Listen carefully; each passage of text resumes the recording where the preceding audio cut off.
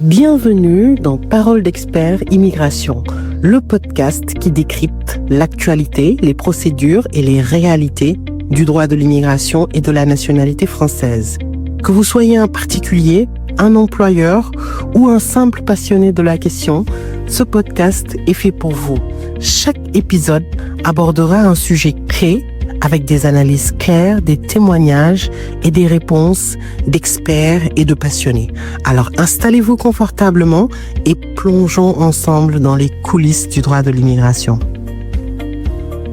Bonjour tout le monde et bienvenue sur le podcast Parole d'expert immigration. Je suis maître Fatou Babou et aujourd'hui je vais vous parler du visa. Le visa, cette vignette apposée sur le passeport qui permet d'entrer et de séjourner dans un pays étranger. Et en l'espèce, je vais vous parler du visa pour la France et du droit au visa. Est-ce véritablement un droit, l'obtention du visa? Alors, je peux parler de toutes les conventions internationales qui existent en la matière sur le droit de circuler, sur le droit de franchir des frontières, le droit de se déplacer. Et face à ces droits, nous avons la souveraineté d'un pays d'accueillir, donc de contrôler ses frontières, d'accueillir ou pas des ressortissants de tel ou tel pays. D'abord, pour le visa, effectivement, ça relève de la souveraineté nationale. Chaque pays décide de sa politique de visa. Alors, cette politique est dictée par toutes sortes de considérations, mais elle est également encadrée par des droits fondamentaux. Pour certains ressortissants de certains pays, par exemple, si je prends la France et les pays d'Amérique, certains pays d'Amérique latine et de l'Amérique du Nord, États-Unis, Canada, Chine, certains pays d'Asie, il y a une dispense de visa. Alors pour ce qui est des séjours, de courts séjours, c'est-à-dire des séjours de moins de 90 jours, ces personnes peuvent venir en France uniquement sur présentation de leur passeport. Donc ces personnes-là, il y a des conventions bilatérales qui permettent aux ressortissants de ces pays de venir en France. Pour ce qui est des autres pays, donc on va parler des pays tiers et du droit. Bien souvent, c'est-à-dire que ça dépend vraiment des situations et là je ne veux pas rentrer dans la théorie, je veux vraiment être assez pratique. Beaucoup de personnes me disent mais c'est mon droit à obtenir un visa. Pourquoi la France ne me donne pas ce visa en cas de refus de visa? Déjà, il faut distinguer les visas long séjour et les visas court séjour. Pour ce qui est des visas court séjour, le droit est moins évident. Nous avons beaucoup d'annulations de refus de visa court séjour, mais ces annulations sont basées vraiment sur des principes très, très, très légaux, donc vraiment sur du droit.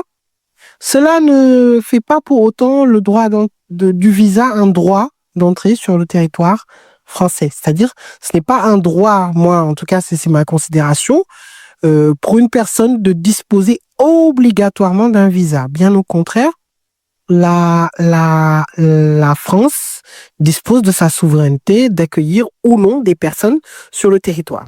Maintenant, quand l'administration consulaire donc étudie un dossier et nous donne des motifs de refus de visa, que ce soit trouble à l'ordre public ou détournement de l'objet du visa, si ces motifs ne sont pas valables, là, nous avons une annulation de la part du juge administratif qui dit que les motifs retenus relèvent de l'erreur de droit, relèvent de l'erreur manifeste d'appréciation, votre décision est annulée.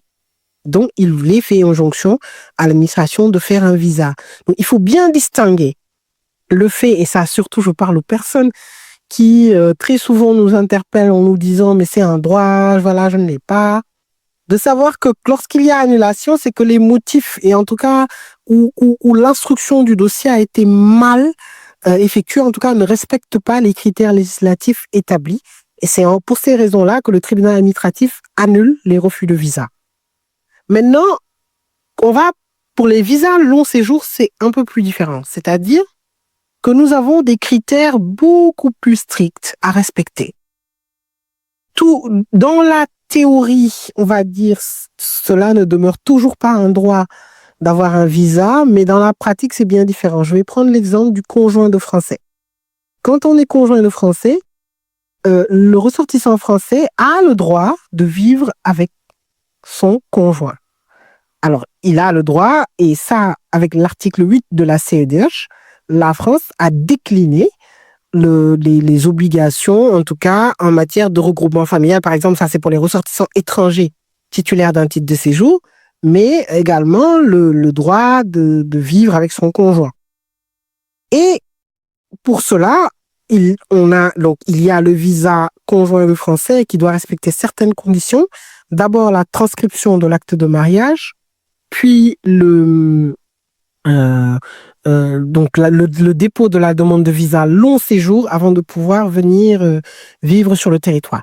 Là aussi, on va dire la marge de manœuvre de l'administration consulaire est quelque peu réduite parce qu'il doit vérifier s'il n'y a pas de fraude.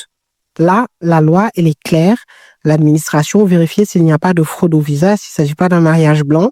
Est-ce que les documents également d'état civil sont authentiques, que ce soit pour les membres de famille de Français, conjoints, enfants. C'est un droit qui leur est donné, on va dire, d'aller vivre avec les membres de la famille française. Et ce droit est, on va dire, large, il est très, très encadré. Voilà. Donc, l'administration ne peut pas forcément refuser tout ce qu'il veut refuser sans raison. Il faut vraiment qu'il y ait des raisons très précises et des raisons basées sur le droit. Par exemple, pour le travail, la personne a eu une autorisation de travail et demande un visa salarié pour aller travailler en France. Oui, bien sûr que sur certains droits internationaux, c'est un droit. Donc, on sait souvent la convention de l'Organisation internationale du travail.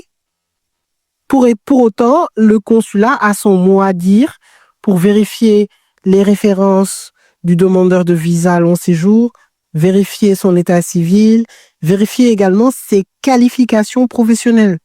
Donc, oui, c'est un droit, mais le droit est contrôlé. Donc, on ne peut pas juste avoir une autorisation de travail et pouvoir aller en France. Non, cette démarche est contrôlée par le consulat. Donc, pour ne pas être très, très long, moi, si on me pose la question, le visa, est-ce un droit? Je dirais plutôt non, mais. Je ne dirais pas oui, mais.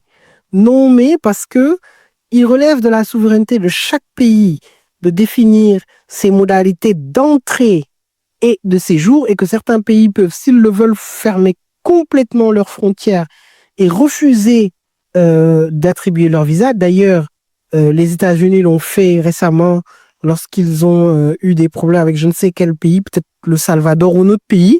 Ils ont supprimé immédiatement la délivrance des visas. La France a eu à restreindre la délivrance de certains visas dans les pays du Maghreb lorsqu'il a eu beaucoup de difficultés avec ces pays-là.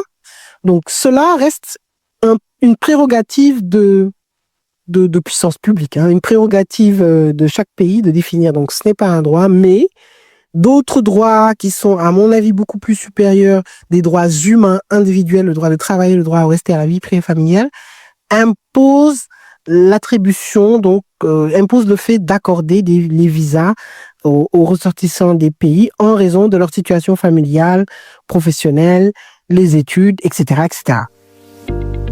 Merci d'avoir suivi ce podcast et continuez à nous suivre sur nos réseaux sociaux Facebook, Instagram, TikTok.